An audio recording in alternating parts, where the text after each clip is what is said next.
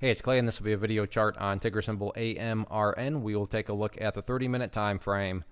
Real quick, what do I mean by 30-minute in case maybe you're new to charts? Instead of each one of these candlesticks here representing 1 day's worth of price action, which is what you would normally see, each one represents 30 minutes. So while this here may look like several days worth of time, it's actually today's price action broken down into 30-minute time slices. I like to do this time frame. I think does a good job of telling the quote-unquote story of the price, and then makes mapping out levels of support and resistance a bit easier to see. Now, I've been doing this analysis on a pretty routine basis. Did it on Friday, although now things are getting a little tricky from a presentation standpoint because this is where perspective starts to kind of get factored in. What do I mean by perspective? Well, for example, if you're a day trader and you bought right there, or maybe you bought right there, or heck, maybe you bought right there, and in any of those instances you wanted to sell within 20 minutes after buying, then yeah, for you, the chart's now looking pretty shaky. Now, if you care about a big picture of things, I get it. From the highs, there has been a bit of a pullback. But from the big picture, the bulls do still have an opportunity to build a higher base, and as long as higher bases are being built over longer periods of time, that's how long-term uptrends are constructed. So I'm going to be talking about things mainly from a big picture perspective. So if I sound crazy calling something bullish, my guess would be you probably had more of a day trader type perspective going into it. And the reason for that is kind of twofold. First, you have that purple line right here, which is that famous 50-period simple moving average. I'm just going to go ahead and use this green line.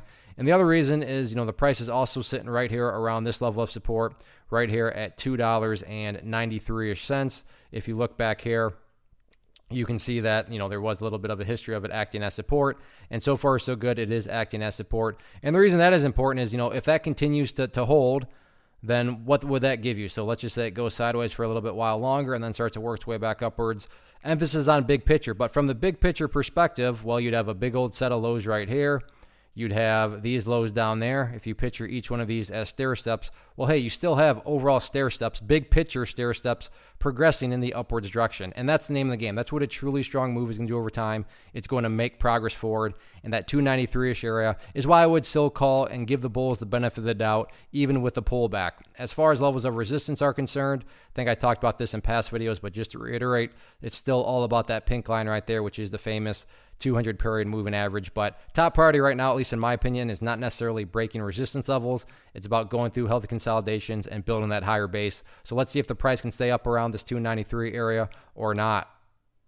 One of the biggest questions I get is, hey Clay, how do you find the stocks that you trade? So what I've done is put together a free resource guide where I talk about the tools that I use to locate stocks that I find interesting and think may have potential. So if that sounds like something that could add value to you as a trader, then click on the image that is up on the screen right now and I will email you the guide. The guide itself is very short and to the point, and best part, it's completely free.